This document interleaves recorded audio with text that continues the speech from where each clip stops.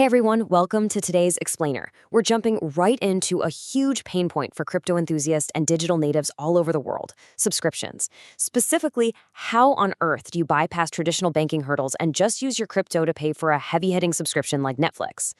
If you've ever found yourself staring at your screen, trying to figure out how to turn your digital assets into an evening of binge watching without feeling like you're day trading on Wall Street, well, you are in exactly the right place. Let's get right into it. Look, I know this frustration all too well. You've got funds sitting safely in your crypto wallet, but the second you try to pay for a standard everyday service like Netflix, bam, you hit a brick wall. Suddenly you're dealing with card declines, zero international support, or those really annoying regional payment blocks. Or worse, you're forced to manually convert your crypto into fiat currency.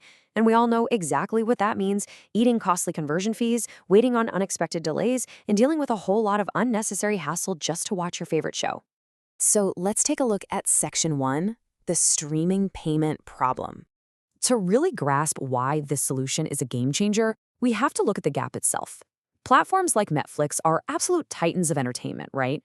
But they rely strictly on traditional fiat billing cycles. They simply do not accept most cryptocurrencies directly at checkout. So we've got this major clash between the old way and the new way. Think about traditional banking on one side: slow fiat conversions, frustrating regional blocks, and unexpected transaction failures just because of some strict bank policy. Then look at the modern alternative on the other side. Crypto virtual cards give you direct funding from your digital wallet, instant generation, and totally borderless functionality. Basically, instead of waiting days for a bank transfer to clear, a virtual card acts as an instant bridge connecting your crypto wallet directly to that traditional checkout page. Which brings us perfectly to Section 2, the virtual card solution. Enter platforms like CardUpNow. This is a financial service designed to give you instant virtual Visa and Mastercard options that are funded entirely by your crypto. It literally removes a traditional bank from the equation by turning your crypto into a standard 16-digit card number. Now, usually the biggest headache with any new financial service is just getting signed up. That brings us to no KYC. KYC stands for Know Your Customer. You know, that tedious process of uploading your passport, hunting down a recent utility bill, and then waiting days for someone to manually approve you. Well, CardUpNow operates without requiring KYC. You can start using the service immediately, skip the paperwork, and jump right in with incredible speed and privacy. Moving on to Section 3, why use crypto virtual cards? Let's check out the core advantages.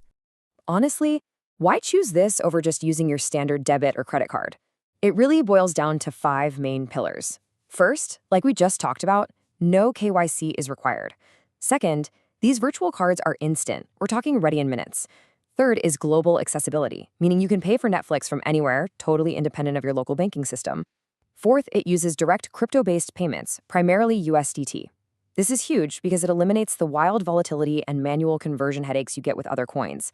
And fifth, reliable subscription payments. Unlike those third-party gift cards that might unexpectedly expire or hit you with hidden fees, this setup ensures your ongoing streaming goes completely uninterrupted. All right, Section 4, how to get started. Let's see how simple this actually is. We've talked a lot about the theory, but how do you actually go from holding crypto to pressing play on Netflix? It's a super clean process. Step 1, you create your CardUpNow account. Step 2, deposit your funds using a supported crypto, like USDT. Step 3, you instantly generate your virtual prepaid Visa or Mastercard right from your available balance.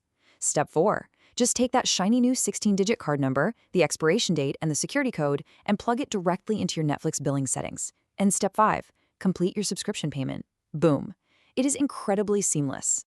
Up next, Section 5, taking control of subscriptions.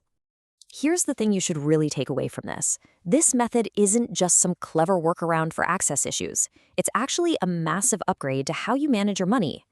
By using a virtual prepaid card, you are deliberately separating your subscription expenses from your main personal bank account. The golden rule for account security here: load only the exact amount you need. Since it's a prepaid card, your spending is strictly capped at what you deposited. If a streaming service tries to sneakily hike their price or auto-renew something you forgot about, they literally cannot pull funds you haven't authorized. Just remember, if you do want that recurring auto-renewal to go through smoothly, make sure you top up your crypto balance before your billing date hits so you don't get declined. All right, Section 6, common questions answered. Let's clear up some technical details. This is absolutely the most pressing question we see.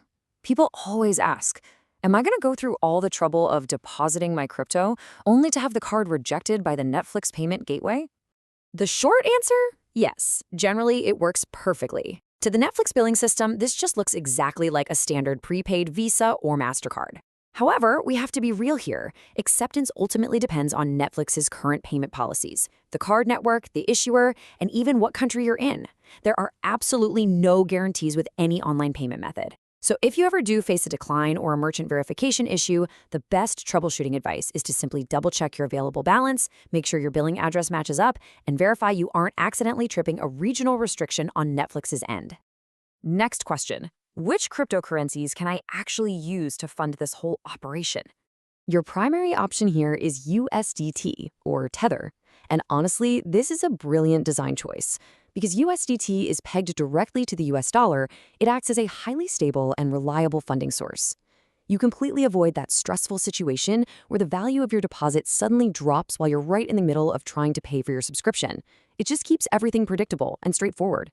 That said, there are other supported assets available on the platform if you prefer to use something else. And finally, we have to talk about speed. Let's say it's a Friday night, you realize your subscription has lapsed, and you want to watch a movie right now. You definitely don't want to wait until Monday morning for a bank to open. How fast is this bridge? The good news? The whole thing happens within minutes. Because there's no KYC bottleneck and because crypto transactions settle so quickly, you can literally deposit your USDT, generate that virtual Visa or Mastercard, and update your Netflix settings in the time it takes to microwave a bag of popcorn. You are completely bypassing traditional banking delays. Which brings us to our final section, stream without limits with CardUpNow.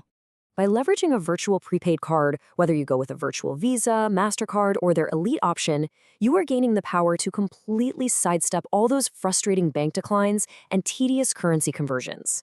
It really changes how you interact with the digital economy, turning your crypto balance into actual everyday spending power. So now that you know exactly how to safely and instantly bypass those old-school banking barriers to fund your Netflix account, what are you going to stream or subscribe to next with your crypto? Thanks so much for hanging out with me for this explainer. I hope you feel totally empowered to take back control of your subscriptions. See you on the next one.